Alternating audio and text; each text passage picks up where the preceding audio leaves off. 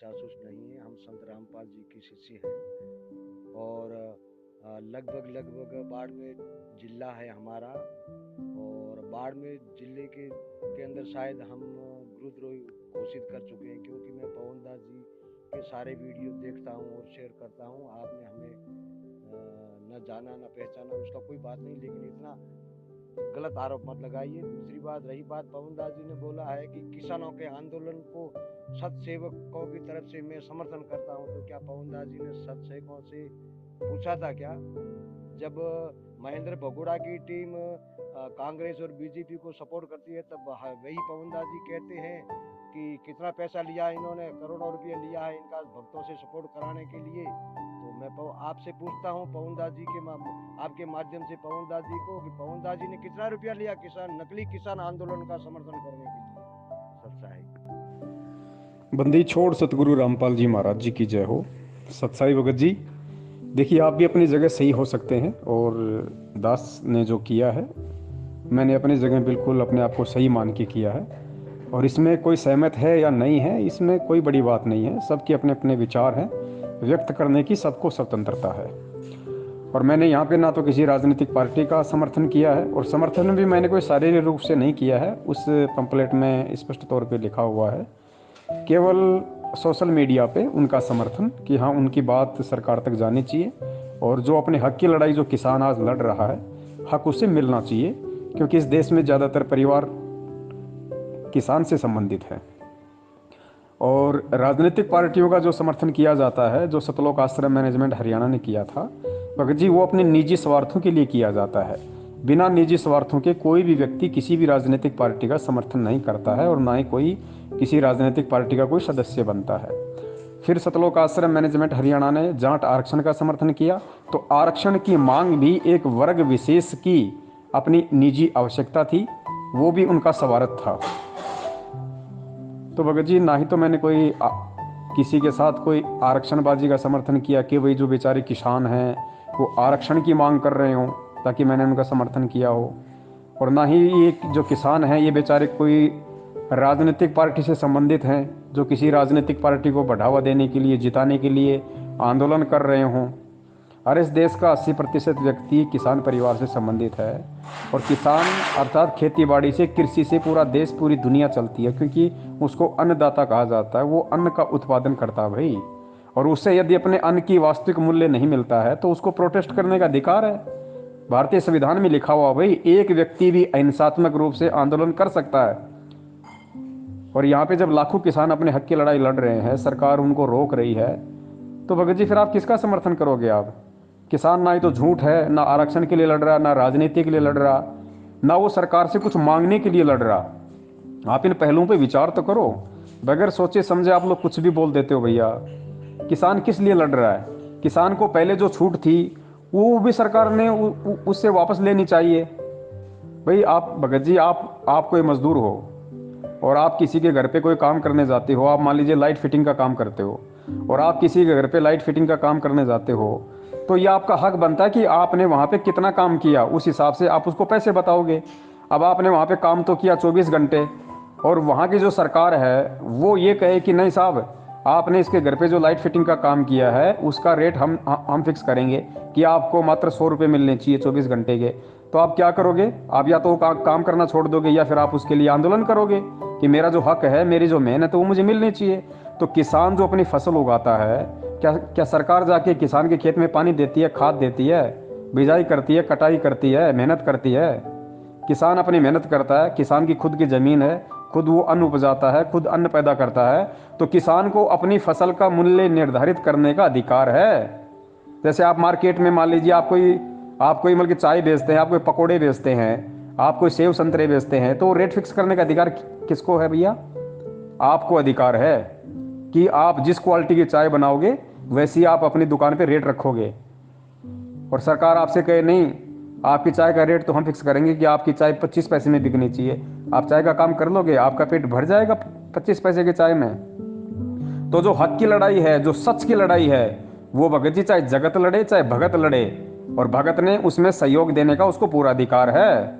और यही कारण है आप लोग चिल्ला रहे हो पूरी दुनिया के सामने। आप लोगों को पता है 6 साल हो गई चिल्लाते चिल्लाते गले का पानी सूख गया। क्या कोई भी जगत का व्यक्ति संत रामपाल जी महाराज जी के समर्थन में आया? कोई नहीं आया ना। क्यों नहीं आया? क्योंकि हमने कभी किसी जगत वाले का, उसके हक और उसके सच के साथ जो लड़ाई लड़ रहा है, हमने कभी साथ दिया ही नहीं। नहीं, हमारे पास तो भगवान है, हमें क्या जरूरत है, हमें क्या मतलब है, जो करेगा सो भरेगा। अब जो करेगा सो भरेगा, तो आज कौन खड़ा है तुम्हारे साथ में?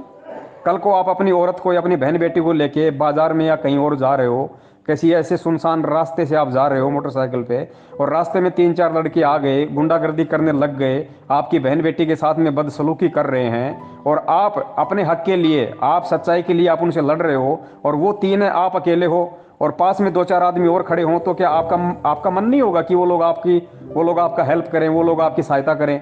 आप नहीं चाहोगे? और यदि वो लोग आपकी सहायता नहीं करेंगे तो फिर आपके ऊपर क्या बीतेगी? आप समाज में ये कहोगे ना कि दुनिया से तो सच्चाई का नामो निशान खत्म हो गया, सच कहना तो गुनाह हो गया, ईमानदारी दुनिया में रहे ही नहीं। वहाँ लोग मेरी बहन बेटी को छेड़ रहे थे, मैं अकेला लड़ रहा था, 4 आदमी देख रहे थे, मेरी गलती भी नहीं थी, फिर भी कोई कुछ नहीं बोल रहा था। तो वही स्थिति तो अब आप लोगों के साथ हो रही है। किसानों का समर्थन हम क्यों ना करें? हम कोई इस देश से बाहर हैं? हम कोई इस दुनिया से बाहर हैं? किसान जो अन्न उपजाता है, तो क्या हम अन्न नहीं खाते? हम क्या भगत जी पत्थर खाते हैं? और जो व्यक्ति अपने हक की लड़ाई लड़ रहा है, जो सच की लड़ाई लड़ रहा है, जिसका कोई स्वार्थ नहीं है, ना कोई आरक्षण मांग रहा, ना कोई राजनीतिक पद मांग रहा, ना सरकार से नौकरी मांग रहा, ना सरकार से हराम के पैसे मांग रहा, वो किसान अपना हक मांग रहा है। और यदि कोई व्यक्ति अपना हक मांगता है, यदि कोई सत्य की लड़ाई लड़ता है, तो गुरुदेव ने कभी मना नहीं किया कि तुम उसका साथ दो। अब गुरुदेव तुम्हें यह भी नहीं कहेंगे कि तुमने उनका साथ देना है। ये ज्ञान आधार की बात होती है, या आदमी के स्वयं के विवेक की बात होती है, ये कॉमन सेंस की बात होती है। और जिस व्यक्ति में संत रामपाल जी महाराज जी का भगत होके इतनी भी कॉमन सेंस नहीं है, तो धिक्कार है उस व्यक्ति का ये भक्ति करने का और ये कहने का कि मैं जगत गुरु तत्वदर्शी संत रामपाल जी महाराज जी का भगत हूँ। अरे जो तत्वदर्शी संत का भगत होता है, उसके तो चारों आंखें खुल जाती हैं, 2 तत्व ज्ञान वाली और 2 ये आंखें जो पहले हम लोग अच्छे से नहीं देख पाते थे, सही बुरे का निर्णय नहीं कर पाते थे, वो आंखें अब सही बुरे का निर्णय भी करेंगी इस ज्ञान आधार से। और तत्व ज्ञान वाली आंखों का तो कहना ही क्या। तो ये कहना भगत जी कि जब सतलोक आश्रम मैनेजमेंट वाले बीजेपी का या कांग्रेस का समर्थन करते थे, तो पवन दास कहता था कि उन्होंने कितने पैसे लिए। अब पवन दास ने किसान आंदोलन का समर्थन कर दिया, तो मैं पूछता हूं कि पवन दास ने किसने पैसे लिए? भगत जी आपका सवाल ही नाजायज है। आपको ये नहीं पता कि आप क्या पूछ रहे हो, आप क्या सवाल कर रहे हो, आप जवाब क्या मिलेगा आपको? आप भगत जी तत्वदर्शी संत के शिष्य हो, थोड़ा शांति से पहले सोचा करो कि मैं क्या शब्द बोलने जा रहा हूं और उन शब्दों का क्या रिएक्शन होगा। परमात्मा कहते हैं कि जिसकी जितनी बुद्धि उतना दे बताए, उसका बुरा मत मानियो, अधिक कहां से लाए। तो बड़े भाई मुझे आपकी बातों का बुरा नहीं लगा, आपके शब्दों का बुरा नहीं लगा, लेकिन जब आप लोग संत रामपाल जी महाराज जी के शिष्य बन के इस तरह की बातें बोलते हो ना, तो दूसरे लोग आपको मूर्ख समझते हैं, बावड़ा समझते हैं, नादान समझते हैं। तो जगत में कम से कम अपनी मूर्खता और अज्ञानता के कारण अपने गुरु की तो हंसाई मत कराओ, उसकी तो बेइज्जती मत कराओ भाई। और तुम लोग भगत होके यदि सच में और हक की लड़ाई में किसी का साथ नहीं दे रहे हो ना, इसीलिए लोग आज तुम्हारे साथ नहीं है। ये दुनिया वाले, तुम्हारे रिश्तेदार तक तुम्हारे से नफरत करते हैं। वो इसलिए नहीं करते कि तुम संत रामपाल जी महाराज जी के शिष्य हो, वो इसलिए करते हैं कि तुम संत रामपाल जी महाराज जी के ज्ञान को आधार बना के नहीं चलते। तुम लोग उनकी शिक्षाओं के विपरीत चलते हो। तुम लोगों का जहां स्वार्थ होता है, जहां राजनीति की बात आती है, जहां आरक्षण की बात आती है, वहां तो जा जाके तुम उनके धरनों में बैठ जाते हो। आनंदपाल जैसे गुंडों की सीबीआई जांच के समर्थन में तुम बैठ जाते हो, 5-5 लाख रुपए के चेक उनके हाथों में कुपात्रों के पकड़ाते हो। और जब एक देश का किसान जो पूरे देश को दिन रात मेहनत मजदूरी करके अन्न खिला रहा है, खुद रात को सर्दियों में पानी देता है, दुनिया के लिए अन्न पैदा कर रहा है, और उस किसान को जब अपने ही जमीन से पैदा किए गए अन्न की सही तरीके से कीमत तक नहीं मिलती है, उसका बेचारे का परिवार तक ढंग से नहीं चलता है, उसकी आवश्यकता की वस्तुओं की जरूरत पूरी नहीं होती है, और वो यदि ऐसे में अपने हक की लड़ाई लड़ता है और तुम भगत होके वो ये कहते हो कि तुमने क्यों उनका समर्थन किया, तो धिक्कार है भगत जी, डूब के मरने की बात है ये संत रामपाल जी महाराज जी के भगत के लिए। अरे विचार करो, थोड़ा बहुत देश दुनिया को भी जाना करो, समाचार भी देखा करो। किसान का अन्न 18 से 20 रुपए किलो मंडियों में बिकता है गेहूं, और एक पार्ले जी का बिस्कुट 5 रुपए का। कितना वजन आता है उसका? 50 ग्राम भी नहीं आता। सोचो वो कितने का बिक रहा है। किसान से मक्का 40 रुपए, किसान से मक्का 4,000 रुपए क्विंटल में लेके, और ये बिग बाजार वाले, ये बड़ी बड़ी जो कंपनियां हैं, उनको पीस पास के 2 रुपए की थैली में पैक करके जो 40 रुपए किलो किसान से मक्का खरीदता है, उसका रेट देखना मार्केट में 170 रुपए। उसने क्या मेहनत किया भाई? किसान ने कितनी मेहनत करके मक्का उगाई, कितनी उसकी देखभाल की, अपने खून पसीने से उसकी सिंचाई की। किसान को क्या मिला? मुश्किल से 5-7 रुपए 1 किलो पे। और उसने क्या किया? उसने 5-7 रुपए की मेहनत की और उससे कम से कम 4 गुना ज्यादा रेट पे मार्केट में उसी किसान को बेच रहा है। और फिर कहते हो कि पवन दास ने किसानों का समर्थन क्यों किया? अरे सच का समर्थन नहीं करोगे तो क्या बिन लादेन का समर्थन करोगे? डूब के मरने की बात है। वो व्यक्ति संत रामपाल जी महाराज जी का भगत होके, और यदि ऐसी बात करता है कि पवन दास ने किसानों का समर्थन क्यों किया, वो व्यक्ति कलंक है भक्ति के नाम पे, भगत के नाम पे वो व्यक्ति कलंक है, जो सच के लिए आवाज नहीं उठा सकता, जो दूसरा व्यक्ति अपने हक के लिए आवाज उठा रहा है, जो उसकी आवाज नहीं बन सकता, जो उसका समर्थन नहीं कर सकता, उसका साथ नहीं दे सकता, डूब के मरने की बात है। आज तुम लोगों का साथ मत दो, कल को तुम्हारा साथ कौन देगा?